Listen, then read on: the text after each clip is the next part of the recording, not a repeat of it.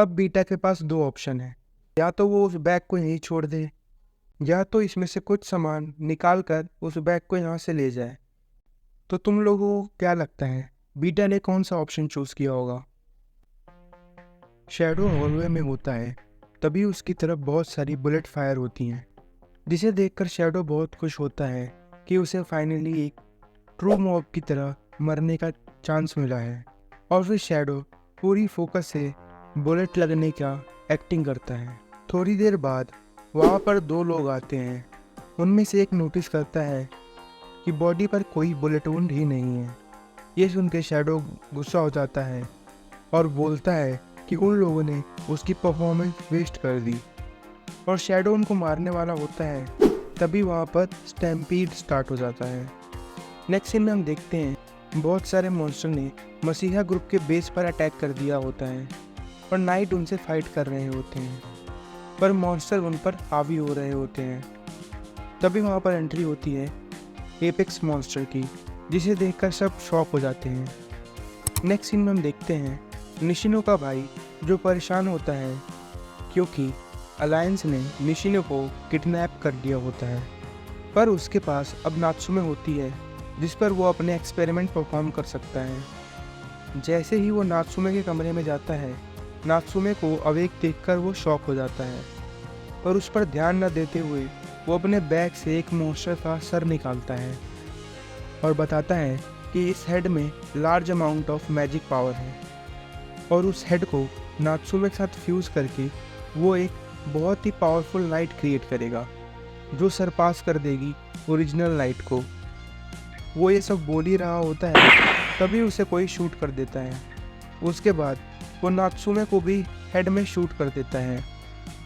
नात्सुमे को मरा हुआ देखकर उसे अफसोस होता है कि उसके हाथ से एक और एक्सपेरिमेंटल सब्जेक्ट निकल गया। इन दोनों को मरा हुआ देखकर वो किलर वहाँ से चला जाता है। तभी हम देखते हैं कि बीटा उस प्रोफेसर के लैपटॉप को उठा लेती है। बीटा को जिंदा देखकर प्रोफेसर काफ़ी शॉक होता है। बीटा उस प्रोफेसर से पूछती है कि क्या तुम ही हो fallen angel of rebellion? Beta को बोलता देख प्रोफेसर उससे पूछता है हु आर यू, जिसके रिप्लाई में बीटा बोलती है वो शैडो गार्डन से है और वो फॉलन एंजल ऑफ रिबेलियन को इरेज कर देगी क्योंकि उसने उसके नाम को क्रिंज बोला है। ये बोलकर वो विंडो से निकल जाती है। इधर हम देखते हैं कि एपेक्स मॉन्स्टर से नाइट अभी भी लड़ रहे होते हैं, पर उस पर कुछ फर्क नहीं पड़ता। तभी वो मॉन्स्टर कुछ नोटिस करता है और रुक जाता है। कुछ सेकंड बाद वो मॉन्स्टर दो पार्ट में कट जाता है और वहाँ पर अपीयर होता है शैडो, और वहाँ आते ही वो अपने सिग्नेचर मूव करता है, पर इस बार वो ये मूव स्वॉर्ड से करता है, इसलिए इसका नाम होता है एटॉमिक स्वॉर्ड। और इस मूव से सारे मॉन्स्टर डिस्ट्रॉय हो जाते हैं। शैडो वहाँ पर कूल बन ही रहा होता है कि वहाँ पर बीटा आ जाती है और बताती है उसे वापस अपने वर्ल्ड में जाने का रास्ता मिल गया है। नेक्स्ट सीन में हम देखते हैं निशिनो एक अंडरग्राउंड एरिया में बेहोश पड़ी है, और यहाँ पर हमें रिवील होता है कि ये सब डॉक्टर यूका ने किया है। तभी वहाँ पर मिनोरू आता है। उसे देखकर वो शॉक हो जाती है क्योंकि उसको तो अभी मर चुका होना चाहिए था। मिनोरू उसको कन्फ्रंट करता है, जिस पर यूका रिवील करती है वो और वाइस कैप्टन स्पाइस थे अपोजिट ऑर्गेनाइजेशन के, और वो यहाँ पर इन्फो गैदर करने आए थे क्योंकि वाइस कैप्टन का पर्पस कंप्लीट हो गया था और यूका को कुछ और मिल गया था, इसीलिए उसने वाइस कैप्टन को मार दिया। और फिर यूका रिवील करती है वो यहाँ पर निशिनो से रिवेंज लेने आई है क्योंकि निशिनो ही फर्स्ट नाइट है जिसने आर्केडिया को डिस्ट्रॉय कर दिया था, और उसके हस्बैंड के डेथ के लिए भी वही रिस्पॉन्सिबल है। और ये सब इसलिए हुआ क्योंकि निशिनो का भाई फर्स्ट नाइट को और पावरफुल बनाना चाहता था, पर निशिनो वो पावर कंट्रोल नहीं कर पाई और आर्केडिया को डिस्ट्रॉय कर दिया। और बहुत ढूंढने के बाद उसको ये दोनों यहाँ मिले, और उसको इस बात का और गुस्सा आया कि निशिनो को कुछ याद भी नहीं, और ये आदमी अभी भी अपनी रिसर्च कंटिन्यू कर रहा है जैसे कि कुछ हुआ ही नहीं।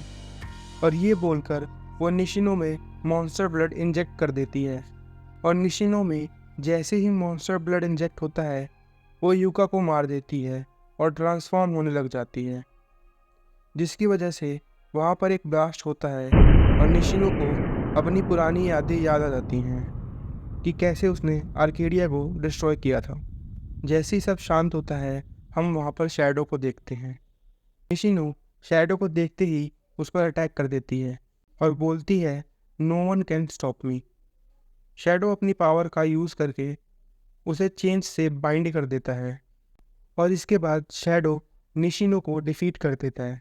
नेक्स्ट सीन में हम देखते हैं बीटा पोर्टल को ओपन करती है और शैडो वहाँ से निकल जाता है। बीटा उस पोर्टल में अपने बैग को फिट करने का ट्राई करती है, जिसमें उसने यहाँ से लिए हुए सामान को रखा होता है, पर वो बैग फिट नहीं होता। अब बीटा के पास दो ऑप्शन है, या तो वो उस बैग को यहीं छोड़ दे या तो इसमें से कुछ सामान निकाल कर उस बैग को यहाँ से ले जाए। तो तुम लोगों को क्या लगता है बीटा ने कौन सा ऑप्शन चूज़ किया होगा? बीटा इन दोनों में से कोई ऑप्शन चूज़ नहीं करती है और बीटा वहाँ पर बेहोश पड़ी निशिनो को देखती है और उसे एक आइडिया आता है और इसी के साथ रिवर्स इसेकाई आर्क यहीं पर ख़त्म होता है। अगर तुम लोग चाहते हो कि मैं इस सीरीज़ को आगे कंटिन्यू करूँ तो इस वीडियो पर 100 लाइक कर दो, तो मैं इसके आगे के आर्क भी कवर कर दूँगा।